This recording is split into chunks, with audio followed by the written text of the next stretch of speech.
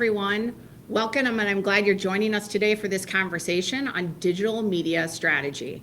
I'm Sara Hartmann, the VP of Digital Strategy over here at Shaker, and I'm excited to be with you today. I'm joined by Jen Whitson, who brings a great perspective on how strategy and planning all comes together in practice. So Jen? Hi everyone, I'm Jen Whitson. I'm the Director of Digital Media here at Shaker. Really excited to be part of this conversation and looking forward to diving in and talking about what our approach to strategy is. Awesome. So digital media strategy has dramatically changed over the last several years. It's more fragmented, faster moving, and more dynamic than ever before. And how brands used to think about media, it's changed so much. Today, candidates are moving in between job boards, programmatic, different communities, and now we have AI influencing all of their behaviors. And I think the most important shift with digital media is no longer about where am I going with it, but how all those channels work together to create visibility, perception, and ultimately influencing the right candidate at the right time. Candidates right now are discovering different ways. Sometimes they're searching with intent, where they're hi on Google, hi, do I have jobs near me in Chicago? Can I find this job? And sometimes the content is finding them. Sometimes the AI tools are just shaping how they interpret the information before they even click. So what we're seeing really is different than that traditional funnel. And Jen will start laughing because I'm trying to move people away from talking about that traditional funnel. I feel like it's more of a spaghetti bowl of information on how candidates are interacting with your brand. So it could be they're starting with organic content. It could be employment brand content. It could be job ads or social or in the communities. So the big thing is by the time they take any action, their influence is already shaped, or their perception is already shaped by what's going on. And this is more than any of the brands even realize right now. So that's why the digital media strategy that Jen and I are going to talk about today is really about influencing across a connected ecosystem.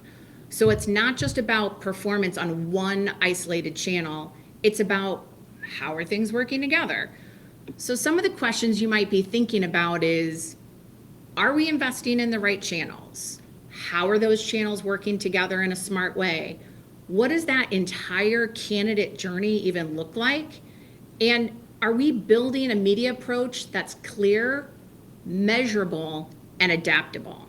So if you think about your own organization and look at your talent attraction strategy, you might think, like, what is the biggest influence right now? What is making the big impact when I'm looking at my digital media strategy? And so Jen, like, this is a really interesting point here, is because now that if you accept that the strategy and the media and the landscape is really dynamic, that means your strategy has to change. Your strategy has to look different. So Jen, when you start working with our clients and you interact with them and you sit down and start to build that digital media strategy, how do you decide what actually matters?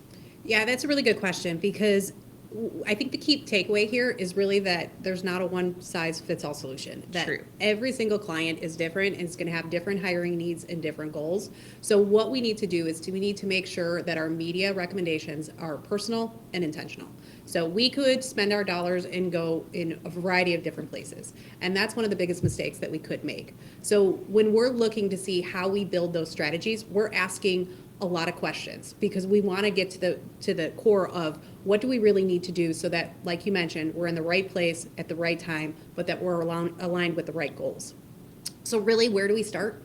The first is identifying budget. I know that's a tough question that a lot of people don't have the answer to, but it's really important in deciding on how we structure that overall campaign, because one, it tells us how many media channels that we can be invested in so that we can make the right impact.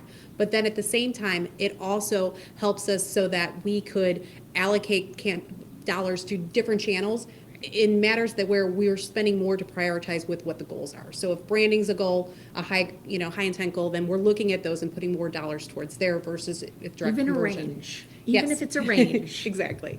But it is critical. And like when we look at that budget, One of the other things that's really important in looking at your overall strategy is hiring goals. So we look at historic performance to see what did you achieve last year? What did that budget look like last year to hit those goals? How has the market changed? Yeah. And then what are your current goals right now? So when we can make our strategies based off of what your number of applications needed, your hiring number of hires that are needed across different disciplines, what your apt to hire ratios, that can make all the difference in making sure that our dollars are either being spread in the appropriate place or we're managing your expectations. Because as things change, costs are going to change. And what you're doing this year might not be the same last year. So if we're coming in with the same budget as the year prior, but some of our hiring goals have changed, that's going to impact what we can actually deliver this year. And so that's really critical when we're having those conversations. And then ultimately what it comes down to is who's your audience? Who are you trying to reach? That is really important because especially with all of the changes that have happened within the last 5 years or more in digital marketing space, employee compliancy guidelines has changed the game for everyone. We can't target by different demographics. So how do we utilize those different digital media channels in order to get in front of those right audiences? Yes. And I think that's a great point because I think that's something that people don't consider is what are all the rules? What are all the regulations? All the different states keep changing. And so we are really in tune to that. Our digital media strategists are aware, so they're guiding you on which to do as we're looking at the budget. Yep. And when we're looking at who you're trying to reach, it's also important to think of where you're trying to reach them. So when we're looking at market needs, we have many companies that we work with that have national needs. Now, do you want to always run a national campaign? That's not always realistic with budgets. So how do we look at those markets and segment them into different campaigns so that we're putting the dollars towards the things that are most critical? And so, for example, would be if we are looking at, a national employer and they really don't have 10 specific markets. So instead of running one national campaign, we may say, okay, let's break the campaign up into 2 different sub-campaigns.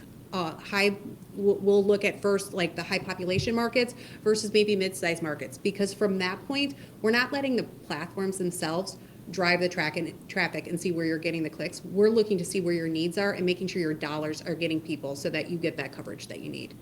So that's one of the things that definitely, when we're looking at strategy, we have to take into consideration, because if you don't look at it at a granular level, then what you end up doing is going too broad. Right. The old peanut butter spreading thin Yes. trick, and then we go run through your budget.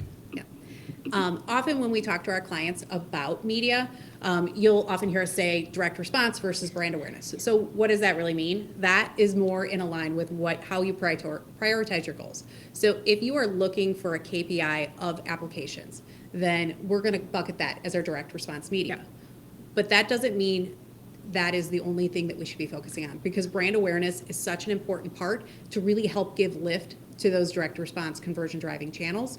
So when we're looking to see, should we add that as a component to our overall strategies? Number one, does it fit in the budget? Right. And then number two is, what is your brand recognition in some of your critical markets? What is the brand sentiment? So maybe people know you, but is it a positive view? Is it a negative view? Do we need to do a campaign to help shape that narrative? And then also too, what is the competitive landscape? If it's a really crowded space, you can drive traffic, but if your message gets lost among other companies advertising at the same time, what can we do to kind of help you stand out and put dollars towards there?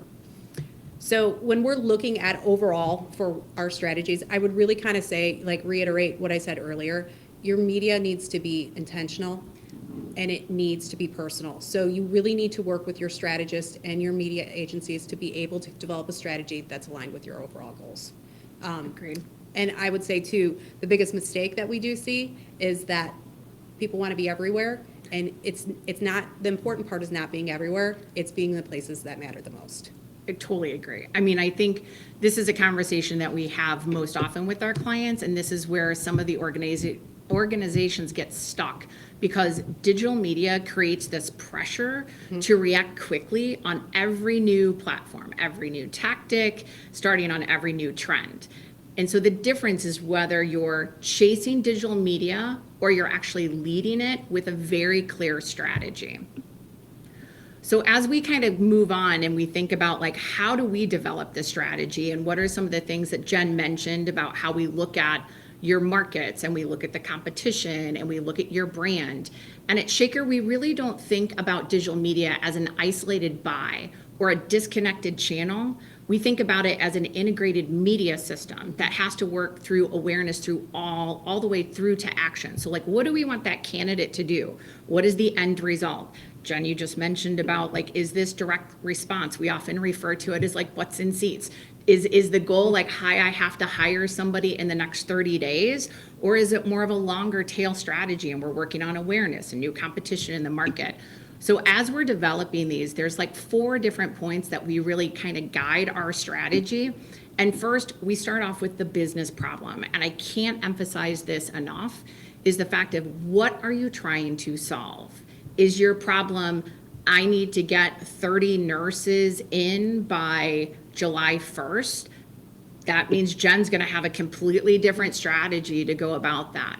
Or is it we're going into a new market? Or is it people don't know who we are? So there's going to be some different things. So what is that problem and what are we trying to solve is the first thing.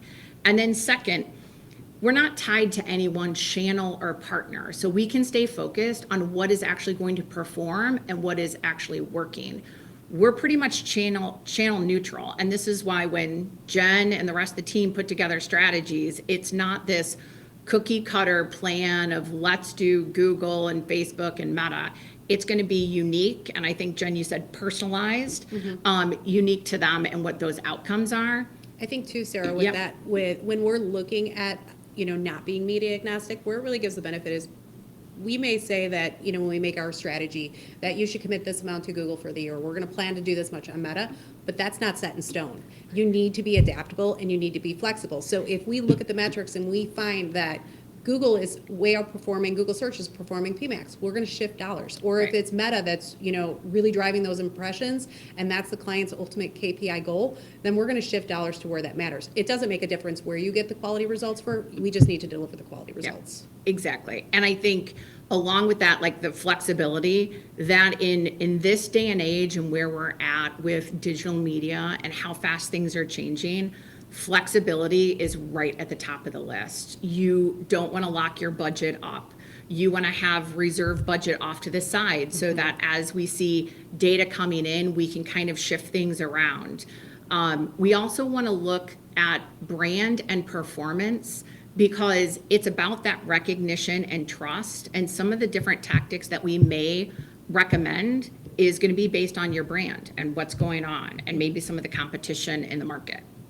I think you touched on a really key point there, and that's the reserve budget. And that's often something that's really forgotten when people are building their strategy because everyone's so focused on the hiring goals and hitting those goals.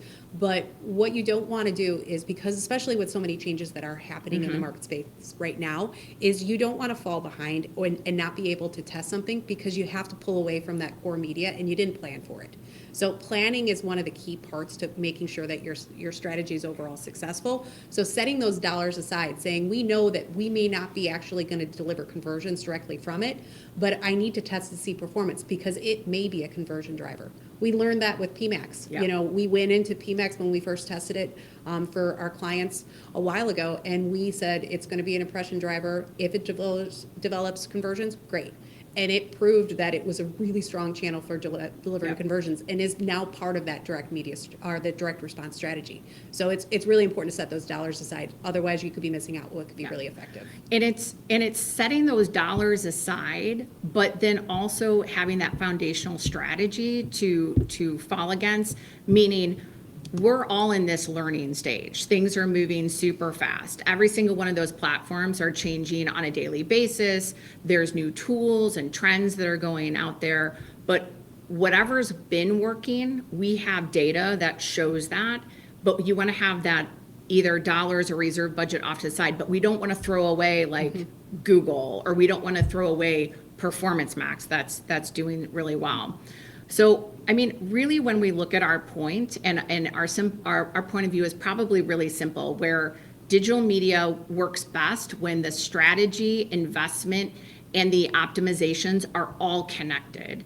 So Jen, can you talk a little bit more about like what does it look like when you're putting all those pieces together? Like how are you keeping it connected? Yeah, and that's a really good point because that's the key to all of it is, you mentioned earlier we take a holistic approach and that's why our campaigns that we run have been really successful. It's because we're not looking at everything with a tunnel vision.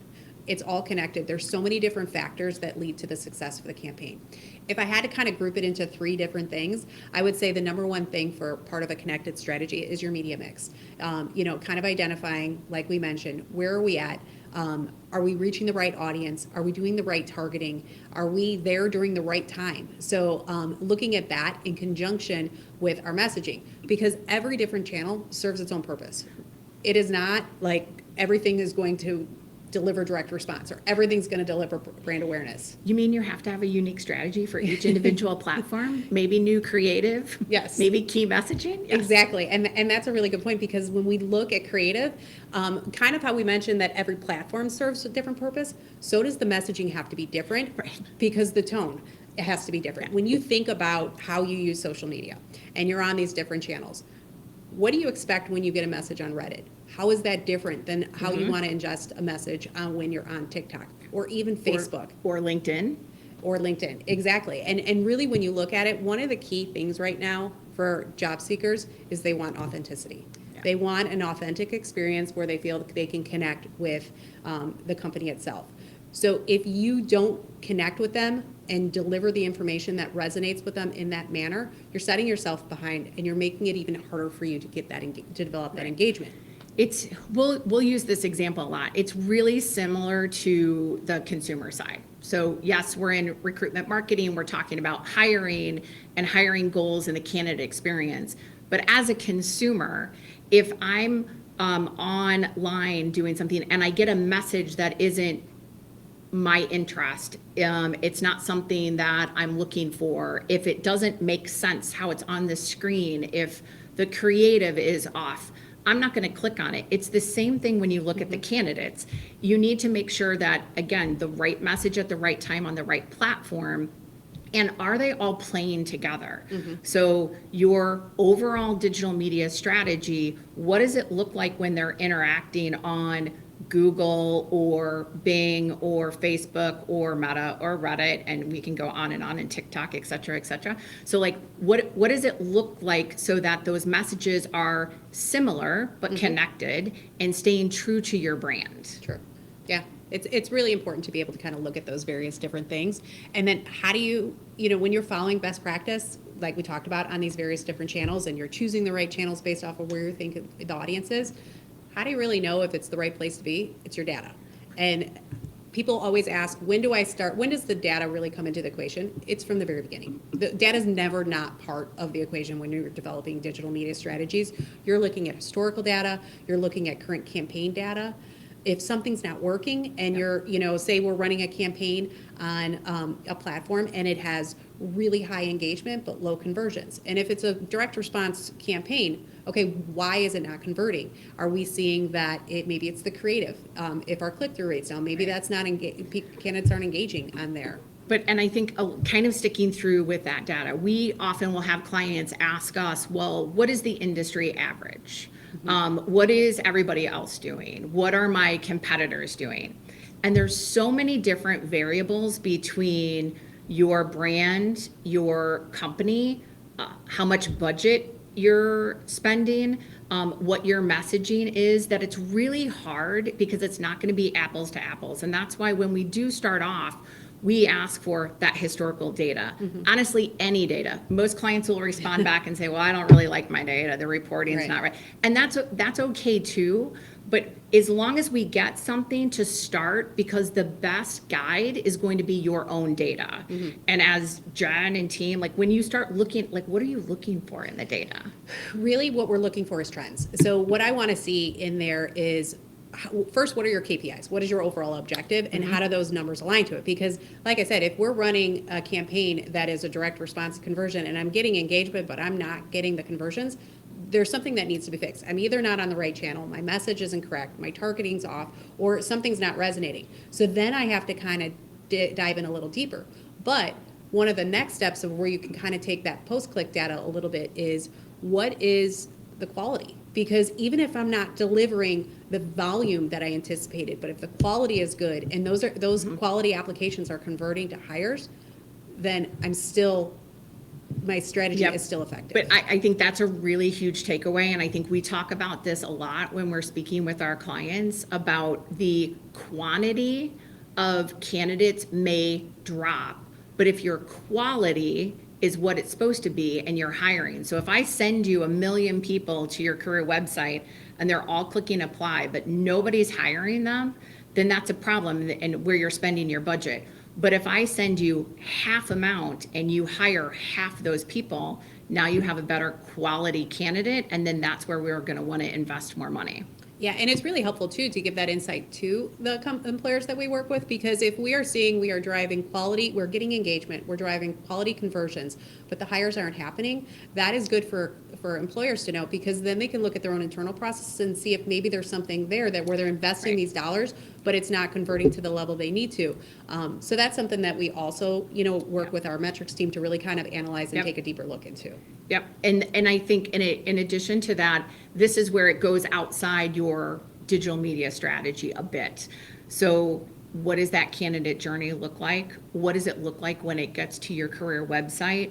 What buttons are they clicking on? How long is that application? All those things kind of play a factor. And so we try to look at it through the entire candidate journey, even though right now, as I mentioned, it looks a little bit more like a spaghetti bowl than a funnel anymore. So we're learning and listening to your data to make the right strategy and recommendations. Yeah, and when we're looking at the data point too, what I always find is a little bit interesting as well is that it's not necessarily we're making all these changes because something's going wrong and we just want to react. We try to be really surgical in our approach to optimizations because you want to see the impact that a change is going to happen. If you make a ton of changes at once, you don't know what impacted the overall performance increase. Yep. So to test things out, and I'm going to try and change the creative and see what that does. If not here, maybe I'll adjust the targeting, because every time we make some of those different types of changes, we enter learning phases. So you could spend your whole time, if you're constantly changing your campaign, being in a learning phase, so it never optimizes properly. But again, another great point that I think we talk about a lot when with clients is that the creative element of it and shifting that creative. Imagine if we launch a campaign on a Monday and then multiple times during that week we change the targeting. The next week we change the creative. And then when that data starts rolling in, we don't exactly know which one worked. Was it because we changed out the creative, or was it because we changed the targeting? So there's a very kind of, I love the word surgical approach to what we do and how we optimize those campaigns for the candidates. Yeah, and optimizations are really key to the success of your campaign. Digital campaigns can't be a set it and forget it. You have to be in there. You have to get your hands dirty. You have to be making changes and seeing how things are performing and really diving deep into those metrics. Because when you're optimizing a campaign, what it's going to do and looking at that data is just going to help you to make smarter decisions over a long time, so that you're not changing it, like we said, just to change. Agreed. But everything's intentional. Agreed. So I think where we want to look at, again, just kind of reemphasizing the strategy and the messaging and the data are all connected for us to go ahead and make better decisions faster so we can keep up with the moving space. So I think right now we're going to go ahead and look to see what questions we have online. So so we do have a few questions that came in. So one of the first ones is, you touched on this a little bit, Sarah, but maybe if you can get a little bit more insight on how the candidate journey has changed and how that has specifically impacted digital media. I think I go back to I'm on a mission to try to remove the word funnel, because it's just not a funnel anymore, and it's much more fluid with all these different media and touch points that are along the way. So when we look at that candidate journey and where are they interacting, there's no they do this first and we do that second. They're getting influenced by some of the ads that are online, but even more, and I know you guys have been counting of how many times I'm going to say AI, but like with the AI, it's influencing their behavior before they even get to their career website. So a lot of times these candidates have already formed a decision about you and your brand and your culture before they even get there. So I think those are one of the biggest shifts that we're seeing right now. And I think one thing too that's kind of interesting is that a lot of those are happening simultaneously before click even happens. Right. So that's what's really interesting is before it was pretty linear or, went down the funnel. Now people are kind of doing all of these things at once because all this information is readily available and they have different ways of searching information that they never had before. That, and I think we focused years ago a lot on keyword and city. So sales job in Chicago, nursing job in Nashville. And now what's happening, because we're also used to having phones next to us and doing the voice to text, those searches is being a longer tail searches. So now a candidate search might look like, hey, I'm looking for a job in the Memphis area and I want them to have a great culture and I want to get paid this amount and I want to have a remote job. It's not just keywords anymore. And so that is really what's influencing, along with the other little X factor that because of how some of those search engines are working, the candidates are not even realizing they're interacting with AI. Yeah, I think AI mode has been a little bit of a game changer for us, especially when how we go about our Google search. And so when we're developing those keywords, just like you said, we are looking for, building our keyword list with those traditional keywords. So when candidates are going to Google search and searching it for those clickable links, but when they are going and searching within AI mode, it's a different way that you have to come up with those keywords so that you're included in the search and so that your ads, do come up, below that fold.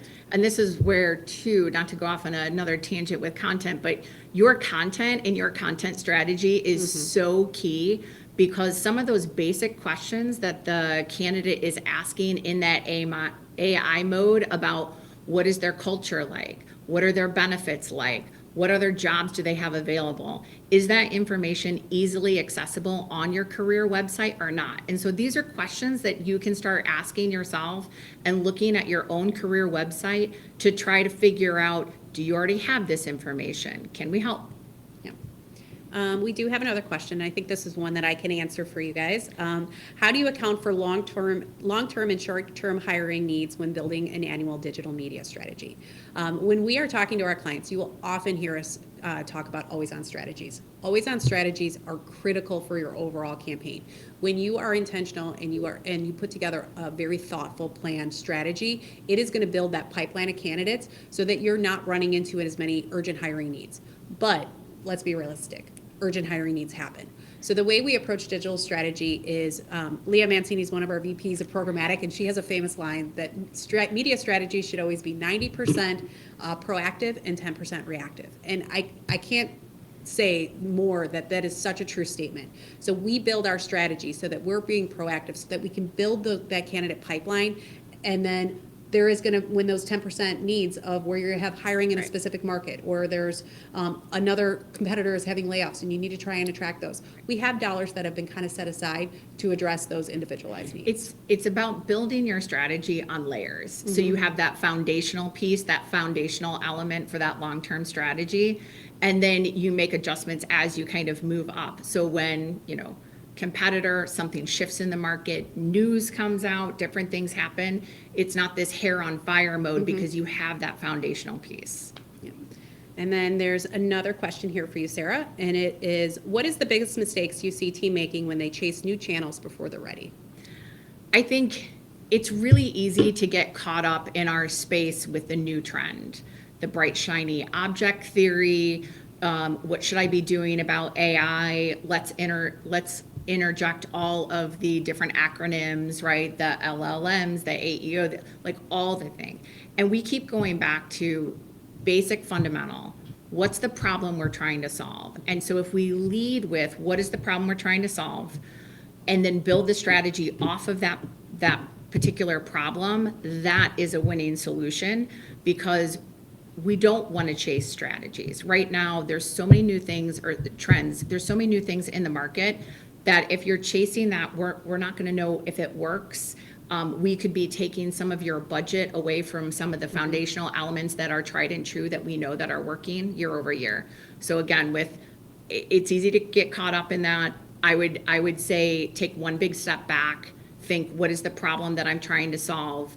I will use this word all the time when I'm on the phone with clients, is like, if I could fix everything for you tomorrow, Right. what would that look like? Yeah, and I think what's interesting there is that a problem that a lot of the TA professionals that we work with run into is they will get asked from their bosses or their bosses' bosses on, why are we not on this channel? Why are we not here? And so really where that kind of comes into play. We're going to look at the strategy, like you said, to match your needs and make sure we're hitting your goals. Because at the end of the day, that boss's boss's boss is going to want to make sure that you hit all your goals before you just tried something that was new out there. But what we want to do is really kind of look at it from the perspective of, like you said, do we even need to be there? If we do, should we set aside, should we utilize that test budget to really kind of try and see if it's effective or not?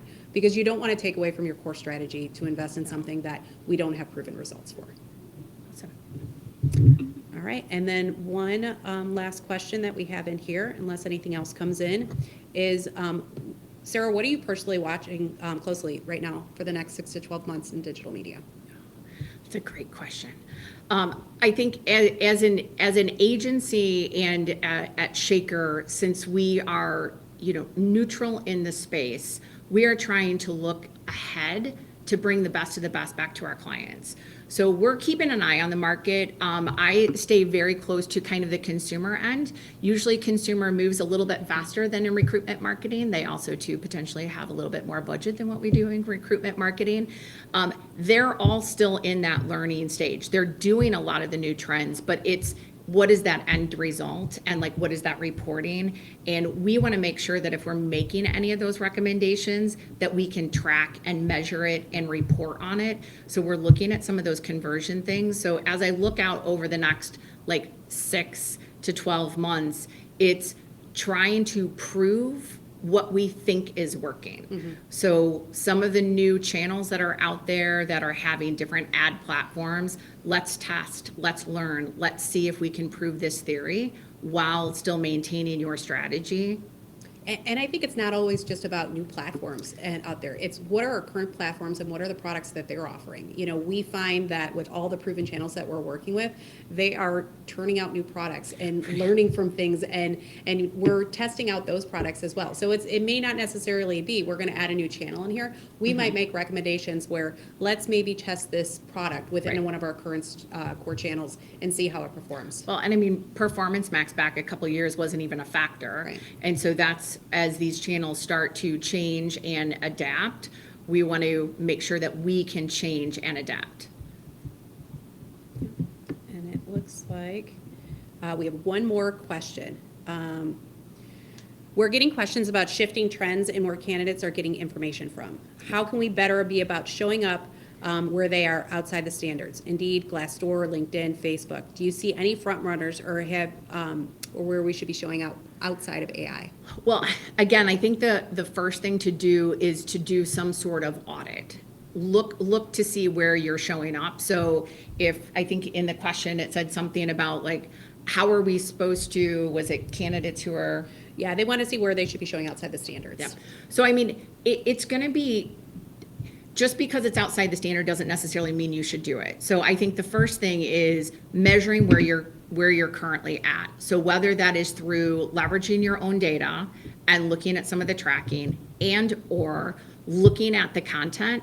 I often encourage some of our clients, go out to Google and what is your number one job that you're currently looking for? You're looking for an engineer in Houston.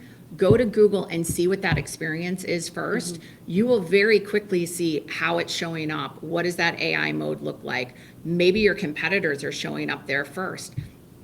That's going to give you a lot more guidance than anybody else can tell you. You know your brand and your organization better than anybody else. Yeah, and I think it goes back to it being personal. Mm-hmm. It's going to be different for every different company, and that's why it's important to have your organic strategy, content strategy, and your paid content strategy work together, because they really do influence each other. So that's definitely something where when you're looking at things from a holistic perspective, some of those other non-standards kind of fall into that organic world where you want to be able to make sure that you have the right presence there as well. Yeah. We do have another question. And this is on clarification on the candidate journey. Yep. At what point in the candidate journey does marketing stop? Does the endpoint still make sense given how candidates are finding and vetting employers today? So if I was on the phone with you, I would ask you to clarify a little bit more. But I don't think that there's not a clean marketing stops at this point, because we play a lot with marketing. So when we work with some of our different clients, we have the marketing sitting at the table with us, because marketing typically is leading the outward strategy, and we will take whatever marketing is doing and put a recruitment marketing spin on it. So they may have set like the foundation of like, this is our go-to-market strategy, this is how we're showing up, this is where we're at in certain locations, and then we will go ahead and take it. But I would look to see what your messaging is, because when we talk a lot about brand and recruitment marketing and the consumer brand, both of those messaging will say it should look similar, as if they're related in the same family. So some of those pull-through themes on your marketing side, we can then pull that into the creative or into the recruitment marketing end. And I think too, when we look at our strategies, just because when your conversions go down, like you don't have the same need for direct response go down, that doesn't mean necessarily that you stop. That's a great opportunity to start the brand awareness piece and really pick it up, because what you want to do is you don't want to just turn off the faucet, so that when if you keep your message out there, so when you are ready to hire, you've already built that trust, you've built that recognition, so that you're prepared, you're a couple steps ahead rather than trying to play catch up. And we've seen a lot of clients who have gone through either a transition or a new EVP, or they were going into new countries, new markets, new states.